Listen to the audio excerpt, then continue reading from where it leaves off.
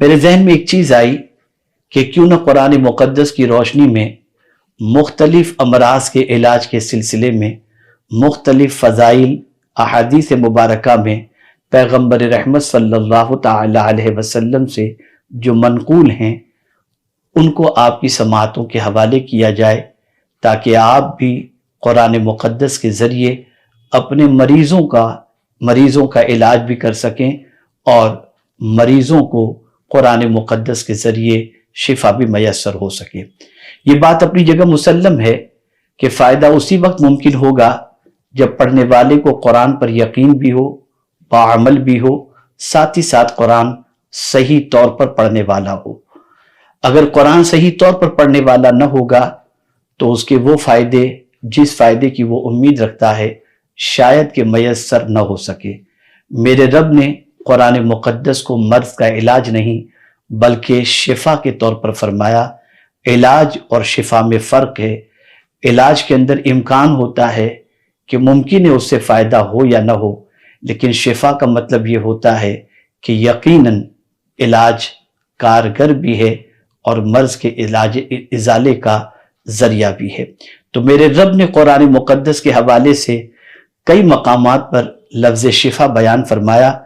انہی آیات میں سے ایک آیت کی تلاوت کا میں نے شرف حاصل کیا، وَنُنَزِّلُ مِنَ الْقُرْآنِ مَا هُوَ شِفَاءٌ وَرَحْمَةٌ لِّلْمُؤْمِنِينَ، اور ہم وہ قرآن نازل فرماتے ہیں جو ایمان والوں کے لیے مکمل شفا اور رحمت ہے۔ اسی کے ساتھ ایک اور مقام پر رب قدیر جل جلالہ نے ارشاد فرمایا، وَشِفَاءٌ لِّمَا فِي الصُّدُورِ۔ میرے پیارے آقا صلی اللہ تعالی علیہ وسلم کے پیارے دیوانوں، قرآن سینے کی بیماریوں کا علاج ہے، اور ابن ماجہ نے حضرت علی رضی اللہ تعالیٰ عنہ سے روایت کی ہے کہ خیر الدواء القرآن، بہترین دوا تو قرآن ہے۔ میرے پیارے آقا صلی اللہ علیہ وسلم کے پیارے دیوانوں، مختصر ان کلمات کے بعد آئیے سب سے پہلے ہر مرض کے علاج کے لیے آقا کریم صلی اللہ تعالی علیہ وسلم نے کس سورت کا تذکرہ فرمایا، آپ اس سورہ مبارکہ کے حوالے سے سماعت فرمائیں اور اس سے خوب فائدہ حاصل کرنے کی کوشش کریں۔ میرے پیارے آقا صلی اللہ تعالی علیہ وسلم کے پیارے دیوانوں، رحمت عالم، نور مجسم، فخر آدم و بنی آدم صلی اللہ تعالی علیہ وسلم نے ارشاد فرمایا کہ حضرت ابو سلیمان رضی اللہ تعالیٰ عنہ سے روایت ہے کہ صحابہ کرام علیہم الرضوان کسی جنگ میں ایک ایسے شخص کے پاس سے گزرے جو زمین پر بے حال پڑا تھا۔ ایک صحابی نے اس کے کان میں سورہ فاتحہ کیا پڑھی کہ وہ ٹھیک ہو گیا۔ رسول اعظم صلی اللہ علیہ وسلم نے فرمایا، سورہ فاتحہ اصل قرآن ہے اور ہر مرض کا علاج ہے۔ میرے پیارے آقا صلی اللہ علیہ وسلم کے پیارے دیوانوں، یہ حدیث مبارکہ در منصور میں موجود ہے۔ طریقہ کیا بتایا صحابی رسول نے؟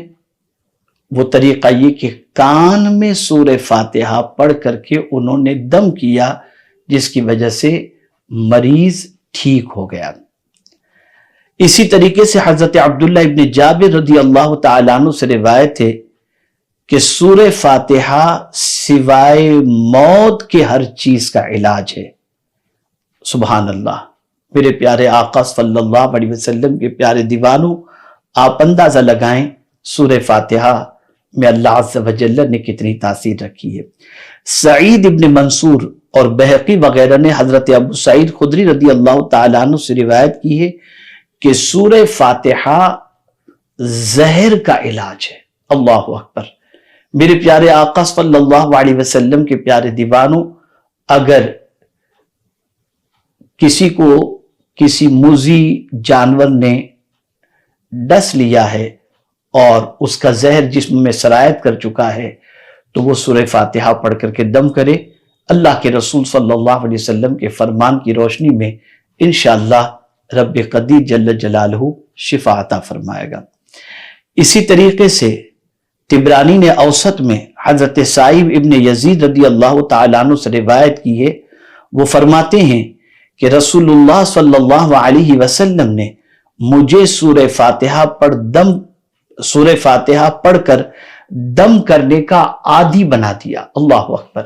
رحمت عالم صلی اللہ تعالی علیہ وسلم صحابی رسول کو سورہ فاتحہ ہر مرض کے سلسلے میں پڑھ کر دم کرنے کا اتنا مشورہ دیا ہوگا کہ وہ فرماتے ہیں کہ میں سورہ فاتحہ پڑھ کر دم کرنے کا عادی بن گیا۔